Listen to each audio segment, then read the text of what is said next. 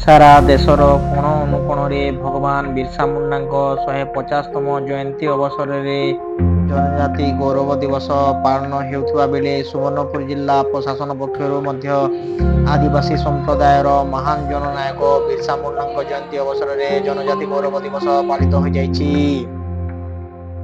ଏଥିରେ ମୁଖ୍ୟ ଅତିଥି ଭାବରେ ଜିଲ୍ଲା ଏଡିଏମ୍ ରାଜେନ୍ଦ୍ର କୁମାର ମାଝୀ ଯୋଗ ଦେଇଥିବା ବେଳେ ସମ୍ମାନିତ ଅତିଥି ଭାବରେ ରାଜ୍ୟ ବିଜେପି ଆଦିବାସୀ ମୋର୍ଚ୍ଚା ସମ୍ପାଦକ ବିହାରୀ ମାଝୀ, ଜିଲ୍ଲା ଏଡିଏମ୍ ଜେନେରାଲ ଅଞ୍ଜଲିନା ପ୍ରଧାନ, ସିଡିଓ ଜେଡପି ସୁବର୍ଣ୍ଣପୁର ଅଶ୍ୱିନୀ କୁମାର ମେହେର, ଉପଜିଲ୍ଲାପାଳ ସୁବର୍ଣ୍ଣପୁର ସୌମ୍ୟ ରୂପାରଥ, ଡିଡବ୍ଲ୍ୟୁଓ ସୁବର୍ଣ୍ଣପୁର ଅଚ୍ୟୁତାନନ୍ଦ ସିଂ, ଅତିରିକ୍ତ ଡିଡବ୍ଲ୍ୟୁଓ ସଂଯୁକ୍ତା ମାଝୀ ଓ ଜିଲ୍ଲା ଆଦିବାସୀ କଲ୍ୟାଣ ସଂଘ ସଭାପତି ଯୋଗେନ୍ଦ୍ର ଭୋଇ ଯୋଗ ଦେଇ କାର୍ଯ୍ୟକ୍ରମ ଶୁଭାରମ୍ଭ କରିଥିଲେ। ଏଥିରେ ଜିଲ୍ଲାର ସବୁ ପ୍ରାନ୍ତରୁ ଆଦିବାସୀ ସମ୍ପ୍ରଦାୟ ଲୋକେ ଯୋଗ ଦେଇ ଭଗବାନ ବିର୍ସା ମୁଣ୍ଡାଙ୍କ ପ୍ରତିମୂର୍ତ୍ତିରେ ପୁଷ୍ପମାଲ୍ୟ ଅର୍ପଣ କରି ଦୀପ ନୈବେଦ୍ୟରେ ପୂଜା କରିଥିଲେ।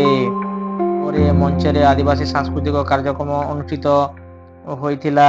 ଆଦିବାସୀ ସମ୍ପ୍ରଦାୟ ଲୋକେ ମାଦଳ ବାଦ୍ୟର ତାଳେ ତାଳେ ନାଚି ଆଦିବାସୀ ଗୀତର ସୁରରେ ସୁର ଉପସ୍ଥିତ ପ୍ରଶାସନିକ ଅଧିକାରୀଙ୍କୁ ମତୁଆଲ କରିଦେଇଥିଲେ।